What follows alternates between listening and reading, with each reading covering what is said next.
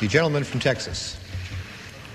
Mr. Speaker, I yield myself such time as I may consider. Gentleman is recognized for... Thank you, Mr. Speaker. I ask unanimous consent to revise and extend my remarks. First, I would like to start off by thanking the chairman for having made some changes in this bill. The bill is not nearly as bad as it was at the beginning. However, I obviously cannot support it, but changing the tone was helpful in talking about Saddam Hussein versus Iraq suggesting the people of Iraq, who are hardly enemies of the American people. Saddam Hussein is a different subject. Also, changing the word aggression to a mounting threat. Aggression means that we have to immediately retaliate, I would suppose. Even a mounting threat is a bit threatening to me, but at least it is better in moving in the direction of non-confrontation with a nation 6,000 miles from our shore that I hardly see as a threat to our national security. One of the reasons why I take an approach on foreign policy where we are less involved overseas is mainly because I feel that the number one obligation here for us in Congress, for the people of this country, is first to preserve liberty and defend it from outside threats. Now, the authors of this amendment, this resolution, I am sure have the same goals. But over the years, I just think those goals have been undermined. We as a nation are now probably weaker rather than stronger, and we are more threatened because of what we do overseas. For instance, just this week, we had Stinger missiles fired at our airplanes. Fortunately, they didn't hit our airplanes, but we paid for those Stinger missiles. And this week, there was an attack in India by allies, supposedly, in Pakistan, who are close allies now, who are receiving billions of dollars from us at the current time. This vacillation, shifting on and off, friends one time, enemy the next time, this perpetual war seems to me not to be in the best interest of the United States. Take, for instance, one of the whereases in this resolution. Whereas the Iraq attacked the Islamic Republic of Iran. We keep hearing this all the time. It was horrible. But they were our allies at the time. We were financing them, giving them money, helping them in technology.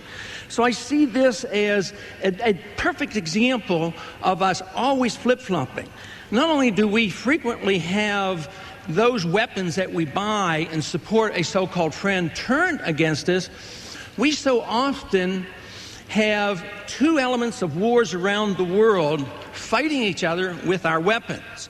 Now, my idea of national defense is minding our own business, being strong, and making sure our borders are secure. Today, after 9/11, we had to go to Germany and ask them for help for AWACS airplanes to patrol our shores. I understand our ports are not necessarily secure, and yet we have Coast Guard gutters down in Colombia and in the Mediterranean Sea. I think if anything that we should learn is that we ought to work harder to protect our country and not make us so vulnerable. And yet we continue along this way. We criticize the possibility or suggest the possibility of what might be happening in Iraq.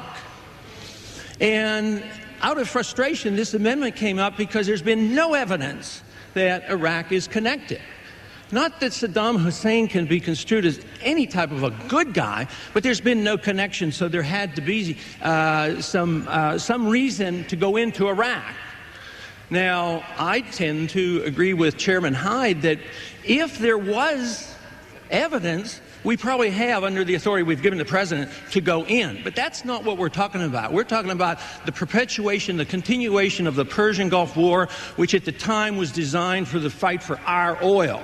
I think that's what this is more about. And they say, well, maybe the anthrax came from Iraq. The mounting evidence today, sadly, suggests that it may well be coming from our CIA. And here we're almost ready to go to war against Iraq at the suggestion that our carelessness and our development of anthrax here in this country may have been a contributing factor to this anthrax being let loose in this country. It is suggested that Iraq, it will be easy to overtake Iraq because we have had this tremendous success in Afghanistan, and that we will have this uprising, and the Kurds will be an element in this uprising. The plain truth is the Kurds will not be the salvation of our securing Iraq. Matter of fact, most of our allies, the Turks, although they may be bought and be able to allow us to use their bases, they're very nervous about this. And the whole idea that Iraq is the one that we have to be addressing, when you look at the problems throughout the world, when you look at what's happening in Saudi Arabia, Saudi Arabia hasn't cooperated, and yet we have troops on their soil antagonizing the people over there. And at the same time, people are saying that all we have to do is invade Iraq, get rid of Saddam Hussein, and everything is going to be okay. Another whereas, they talk about 678, and it was instructed that under 678 we have this authority to go back in. That is not true. Matter of fact, 678 gave us the authority to withdraw, to get Saddam Hussein to withdraw from Iraq, and that doesn't mean that we can perpetuate war forever under that resolution. Matter of fact, if you want to go into Iraq and you want to follow the rules and you're pretending to follow the rules, you ought to do a couple of things. You have to go back to this. If you believe in the United Nations, you have to go back to the United Nations if you believe in the rule of law. And also you have to answer the question, why does this resolution need to be enforced versus other resolutions that have never been enforced? And why is it assumed that the United States has to enforce UN resolutions? When did it come to the point where the UN dictates foreign policy to us? So there's a lot of questions here about this desire to immediately go into Iraq. I think is actually poses a threat to our security more than it helps us. So I'm suggesting that we go more cautiously. I'm glad this resolution has been toned down a little bit, but it more or less represents those individuals who think that we should be at war with Iraq today, and I disagree with that. Gentleman reserves his time. Gentleman from Illinois. Mr. Speaker, does the gentleman from California have a motion? Yes, Gentleman from California. Mr. Speaker, I respectfully request that Mr. Paul, Mr. Hyde, and I all be given an additional 5 minutes. We have other colleagues who wish to speak on this. Is there objection? Without objection, so ordered. Thank you, Mr. Speaker. Thank you. I yield 3 minutes to the distinguished gentleman from New York, Mr. Gilman. Gentleman from New York is recognized for 3 minutes. I thank the gentleman for yielding. I ask consent to revise and extend my remarks. Without objection, so ordered. Mr. Speaker, I rise in wholehearted support of this joint resolution highlighting Saddam Hussein's refusal to allow weapons inspections and a threat that this refusal poses to international peace and security. And I want to thank Chairman Hyde and the ranking minority member, Mr. Lantos, for bringing this measure to the floor at this time. And I particularly want to thank the gentleman from South Carolina, Mr. Graham, for his sponsorship of this very important measure. There have been no substantive UN inspections in Iraq for more than 3 years, and there are numerous reports of Iraqi attempts to reconstitute its weapons of mass destruction. Iraq, having openly admitted to having produced anthrax and other biological agents, Iraq could transfer that capability to terrorist organizations it harbors, including the notorious Abu Nidal organization and the Abu Abbas group. We must not risk Iraqi biological agents falling into the hands of such barbarians. Iraq's weapons and biological programs must be stopped once and for all. Some in our nation and in the Arab world contend that quote, why go after Saddam now? He's been relatively quiet recently. That faulty rationale reminds us that following the bin Laden bombings of our 2 embassies in Africa, we heard similar arguments, that these threats are far away and that bin Laden can't succeed if he were to attack the United States. That threat was minimized by the prior administration, regrettably resulting in the September 11th barbaric attacks on our nation. We must not repeat those risks when it comes to Saddam Hussein. He already invaded Kuwait, used chemical weapons against the Kurds and the Iranians, fired ballistic missiles at our troops, at the Saudis and at the Israelis. It's questionable if Saddam would be deterred by any U.S. military power. It's a risk we must not take.